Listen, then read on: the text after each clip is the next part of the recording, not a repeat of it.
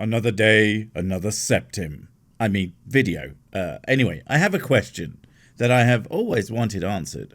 You know them flat earth types who also don't believe in space? Well, why would they fake space? I never seem to get a satisfactory answer. Oh, perfect. It's almost like I knew this was the video I was going to do or something. Weird. When I say that space is fake... Wait, don't tell me, let me guess. Everyone around you for a 100-meter radius slams to the ground in fits of hysterics. Eventually they calm down, get up, and realise that you weren't joking, and promptly slam back to the ground in fits of even harder laughter until they die. And that is why no one has ever given you an argument as to why that's an incredibly stupid thing to say. People all over the globe are up in arms. Up in arms? Hardly. Down in crotch, trying to stop the pee-pee getting out and all over everything, more like. Most people are not bothered by flat earth claims, and anyone who cares to listen, at least in my experience, finds it all incredibly funny. Why do you think I limit my flirt videos to one a month at most? The cost of cleaning all of my piss-soaked clothes is simply not worth the hassle, let alone all the head trauma from all the falling down. But it is really funny. And they want to kill me for saying that. They want to kill you. Who? Who exactly has threatened your life for saying something that is so easily proven wrong? Because first off, if that is true, the person or persons is or are more of the dumb than you are, regardless of their accurate belief in Spurs. Because threatening someone's safety over them not understanding something is a complete and utter overreaction and makes them look like petulant children. And you should call the police, unless of course it's not true. And if it's not true, why are you lying about it? If you feel the need to lie about people's reaction to your claims, then maybe you need to sit down and think about why exactly you needed to do that instead of just like being right about things. In actual fact, I am making a correct statement. If by correct statement you mean that you are talking complete tosh that you obtained betwixt your crusty butt cheeks, then yes. Otherwise no, you're not. Quite the opposite in fact. Also, fun little tidbit, so far this video has been nothing but gaps like this. Space really is fake. Whether you want to believe it or not. Seriously, what is the need? Are you trying to make it more dramatic? I mean, I have been accused of talking a little bit slowly sometimes, although that really depends video to video, but this is glacial in comparison to the slowest I've ever talked. So if you see any weird looking jumps in the video, just know that he has put in another half an hour of pause that I have chopped out, and I am not skipping anything to make him look stupid, because I really don't think I could do a better job of that than he already has regardless. People all over the globe find it incomprehensible that governments of the world would get together and conspire to deceive the human population.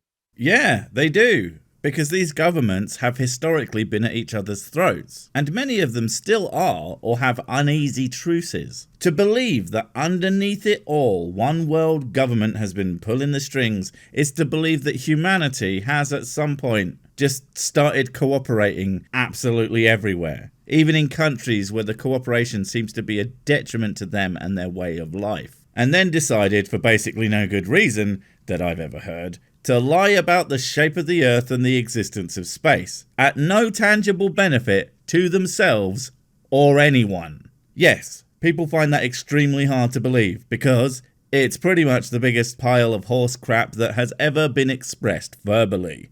99.99% of the human population do not know what is really going on in this world. Wait.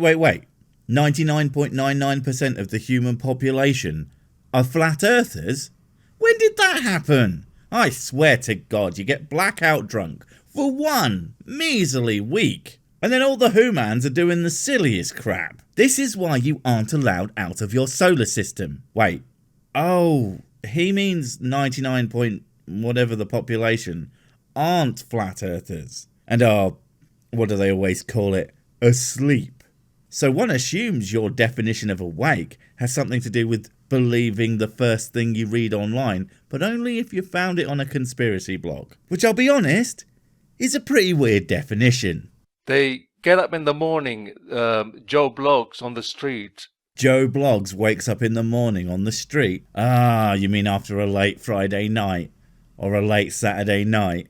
Or a late Sunday night? Or a late month? Well, you get the picture. Joe likes a drink, doesn't he? Man, can 2020 be over with now? Joe would really like to go out again. Waking up in his own bed is really starting to weird him out. Get up in the morning, go to work, return home in the evening, watch television, then go to bed. I mean, he does sound like one of them normies. I bet he's happy too, like some sort of freak. I hate those people. How dare they have a simple life that they generally enjoy? I bet, 2020 notwithstanding, he even goes and plays sports ball with his friends on a Sunday like a psychopath. They really do all need to be stopped and made miserable, like the rest of us. Bastards. And repeat the same pattern for at least another 4 days. I know, right? People with those job things are just the worst. Contributing to society and being of value to other people. Not like you. I bet you are a physical, financial and emotional drain on everyone you ever come into contact with. Mostly because they get tired from running away from you because your stupid ideas hurt them to their very emotional core, and they have to pay for therapy to get back to some semblance of normalcy. You're a monster. And they're so happy in this world, just following the same regime, same routine. I'll be honest, I don't get it either, but that doesn't make them bad people, and many, but most certainly not all, people being fulfilled by that kind of life does not suddenly mean, well, I guess the world flirt and spurted factor.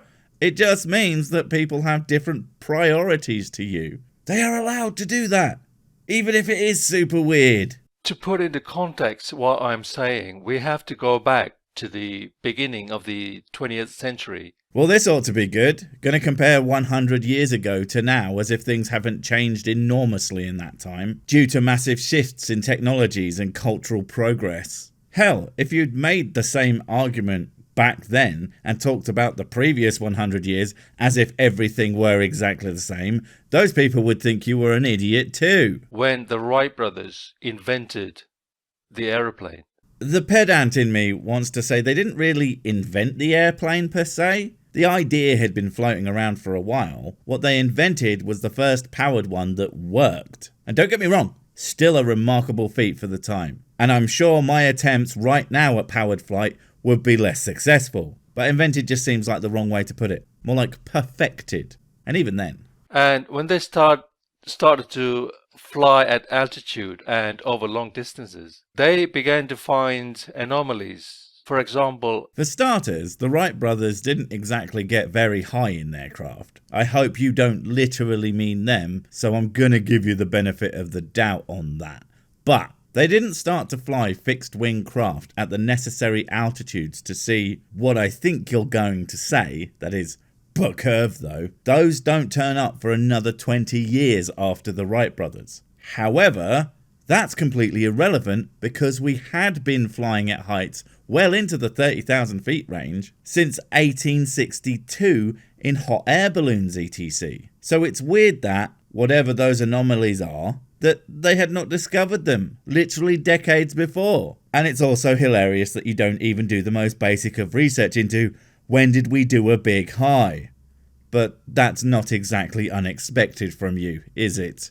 If the Earth has a circumference of 24,901 miles and a radius of 3,959 miles, you would notice a curve or even a drop in the elevation of the physical nature of the Earth, the ground. And they did not see that. They were flying level at, say, 20 to 30,000 feet in the air.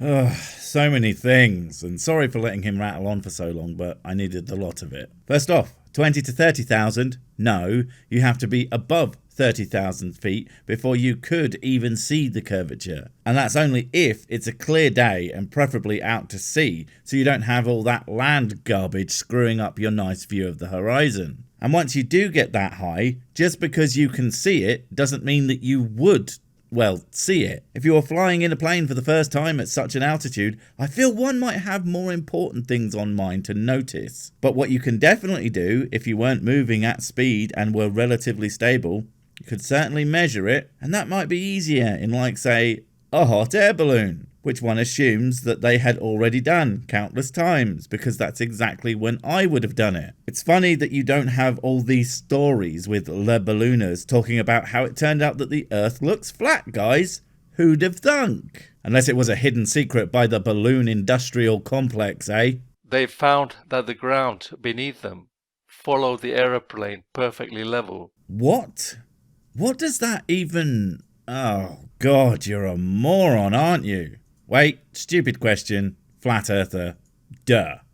If you don't know what he means, let me tell you a tale. And if your brain falls out from the sheer dumbfounded stupidity of it, don't blame me, blame him. He appears to think that if you travel in a straight line on a globe Earth, you would travel effectively out into space. And yeah, that's not how that would work, mate. That's not how it would work at all. I know some of you silly sods don't believe in gravity, but whatever. That thing that makes you do the head smash when you bend down to tie your Velcro shoes? Well, that force, let's call it Mr. Down Down Head Bonk. Mr. Down Down Head Bonk keeps you level with the ground and doesn't just let you fly off into space, because that would be flipping stupid. And of course, the idiots who believe in the spinning basketball in the vacuum of space. Idiots? Takes one to know one, and my goodness, you all must be experts. At least in terms of the stupid. And sure, most people are idiots. Have you met people? But being an idiot and being right aren't mutually exclusive. Much like being an idiot and being wrong aren't mutually exclusive either. And I think you should probably learn to live with that. You wrong idiot. Say that the aeroplane was following the curvature of the Earth. Utter rubbish. Good argument. It's not true because I don't think it's true. We call that an argument from incredulity, but I can't imagine you would understand the big word, so we will call it may not believe, so wrong. That's not how things work, mate. If you want to refute the established facts of reality, you need to bring more than it's rubbish. Like a lot more. In the early 1930s, when Adolf Hitler and the Nazi Party came to power in Germany, they've sent expeditions all over the world, and particularly to Antarctica, where they set up a base and called it New Schwabenland. Okay, not super stoked as to where this could be going. They went around the world, tried to take over the world in fact. And yet somehow we're still like, well, we're going to try and rule everything, but sure, we'll totally keep mum about the actual shape of the Earth for literally no reason. Again, you wonder why people don't buy this crap. Jesus.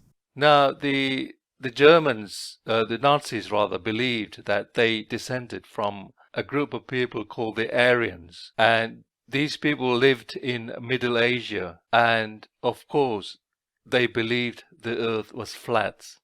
As I understand it, the Aryan race isn't a specific group, it's a concept. So saying that they believed the Earth is flat is completely absurd. It's like saying humans have long hair. Some might have, plenty don't. Also, why oh why are you bringing up default video game bad guys as a citation for your argument? I mean, of all the people that will instantly ruin your credibility, it's frickin' Wolfenstein sprites. The Nazis found further proof at the height of World War II when they sent V-2 rockets to London, and they found out that these rockets traveled great distances without using any ball earth mathematics. Well, I have no idea if that's true, but it's actually not something that's beyond belief either. As the closer an object is to another on the surface of the Earth, the less accurate you need to be in terms of your calculation of the shape of the surface. I mean, close enough, and the Earth is effectively flat because it's so big, so you don't need to account for the curve. And if you look at how close Britain is to Germany, you could see it being possible to reach without the need to use their proper maths. But what about longer distances? You ever look into how they might calculate firing rockets across the Atlantic? I'll bet you they cannot just wing it with some very basic maths. That's for sure. Whatever you may think of Admiral Richard E. Byrd, the fact of the matter is that the United States Navy did send him to the Arctic and the Antarctic on expeditions, military expeditions, to explore those two continents. And he claimed to have found anomalies at either end. And what he found was the physical edge of the Earth. Sorry again, had to go through a lot again to get to the good part, but okay. So, I looked him up, and I cannot find anything like this attributed to him, but even if he did say that, so what? He's one dude. He could lie, he could misunderstand, he could just be wrong. One person's opinion on how something is completely irrelevant to the state of that thing. I could believe with all my heart that whiskey is bad for you, but that won't change the fact that it's magic happy juice that probably cures cancer. Asterisk. But it doesn't matter. You need evidence to prove you are correct, not opinions. And where the hell is your answer to the question posed at the very beginning of the video? I have a funny feeling that it's nowhere. And I'm afraid that next you're going to cite Genghis Khan or Lex Luthor as your source for the Earth definitely being the flat. And not like that evidence thing that those dumb scientists use. And I'm frankly done. See you next time. Please note that whiskey probably maybe definitely doesn't cure jack shit. It is however yummy and goes really well on its own or in a mixer if you're into that kind of thing. Please drink responsibly. Wait, before you go, I have something super important to tell you. It's life or death. It will change everything forever. Nope, wait, it's gone.